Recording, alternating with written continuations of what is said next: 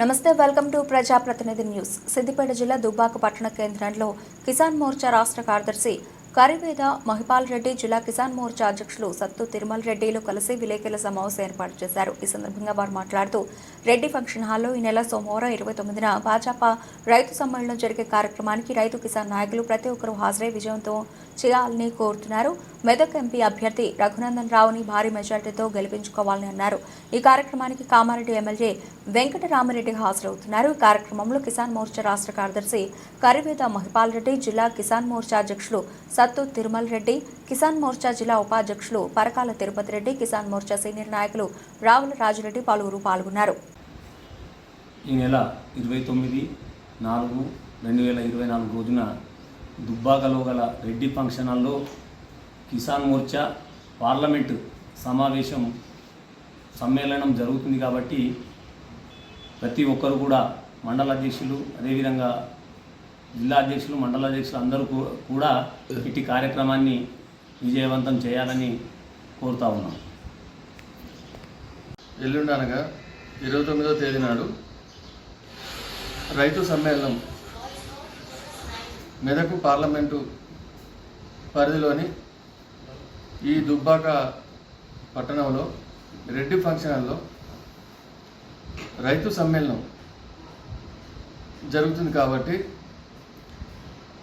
సిద్దిపేట, మెదక్, సంగారెడ్డి జిల్లాల నుండి రైతు నాయకులు, కిసాన్ మోర్చా నాయకులు, రైతులు ప్రతి ఒక్కరు పాల్గొనాలని కోరుతున్నాం.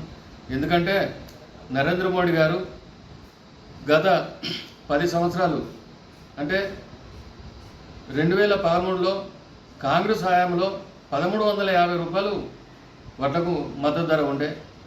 ఇవాళ 10 సంవత్సరాల తర్వాత 2200, అంటే దాదాపుగా రెట్టింపు చేసిన ఘనత నరేంద్ర మోడీ గారికే దక్కుతుంది. అలాగే ఎన్నో సంక్షేమ పథకాలు, మరుగుదొడ్లు కావచ్చు, ఇతర మన ఏదైతే రేషన్ బియ్యం, ఉచిత బియ్యం ఇంకా ఈ సంవత్సరాలు కూడా పెంచడం జరిగింది. అలాగే ఇంకా ఎన్నో సంక్షేమ పథకాలు, ఈ మన కిసాన్ సమ్మాన్ నిధి, ఇప్పుడు ఏదైతే రాష్ట్ర ప్రభుత్వం ఇంతకుముందు ఉన్న ప్రభుత్వం రైతు బంధు ఇచ్చింది, ఇప్పుడు రైతు భరోసా అని ఈ ప్రభుత్వం అంటుంది. కానీ మా నరేంద్ర మోడీ గారి ప్రభుత్వం ఒక గుంట ఉన్నా కూడా పాస్బుక్ ఉంటే ప్రతి మనిషికి 2000 చొప్పున సంవత్సరానికి 6000 రూపాయలు ఇవ్వడం జరుగుతుంది. అట్లా ఒక 70% మంది చిన్న సన్నకారు రైతులే ఉన్నారు. కాబట్టి రైతులందరికీ మేలు జరిగే విధంగా నరేంద్ర మోడీ ప్రభుత్వం పనిచేస్తుంది, అవినీతి రహితంగా పనిచేస్తుంది. పోయిన బీఆర్ఎస్ ప్రభుత్వం కానీ ఇలా కాంగ్రెస్ ప్రభుత్వం కానీ ఎన్నో హామీలు ఇచ్చి, ఇప్పుడు మొన్న రేవంత్ రెడ్డి డిసెంబర్లో ఏదైతే ఎలక్షన్ మేనిఫెస్టోలో 2 లక్షల రూపాయలు ఏకకాలంగా రుణమాఫీ చేస్తా అని చెప్పి రైతులను మీరు ఇప్పుడు ఎవరైనా మాఫీ అయిన వాళ్ళు ఉంటే మళ్ళీ తెచ్చుకోరి, కొత్త వాళ్ళు ఉంటే తీసుకొచ్చుకోరి, నేను రాగానే ఎంబడే మీకు రుణమాఫీ చేస్తా అని చెప్పి ఇవాళ 15 ఆగస్టు అని చెప్పడం అందులో ఆయన ఆంతర్యం ఏమేంటి? ఇప్పుడు ఏదైతే ఎలక్షన్ కోడ్ ఉంటే జూన్ 4వ తారీఖు నాడు డబ్బాలు ఇప్పి ఎలక్షన్ కూడా అయిపోతుంది.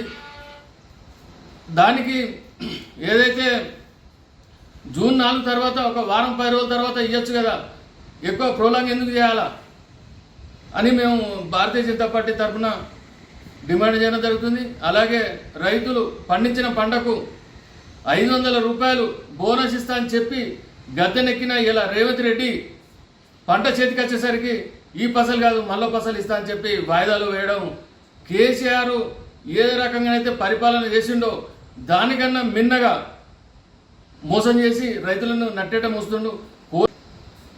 బీఆర్ఎస్ ప్రభుత్వం కానీ ఇలా పోయిన బీఆర్ఎస్ ప్రభుత్వం కానీ ఇవాళ ఉన్న కాంగ్రెస్ ప్రభుత్వం కానీ రెండే ప్రజలందరూ గమనించాలి.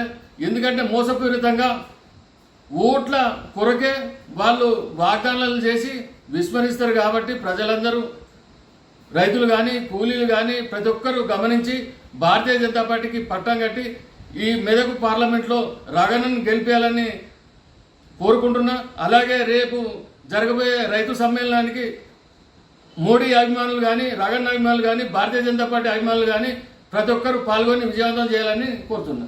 అంతే.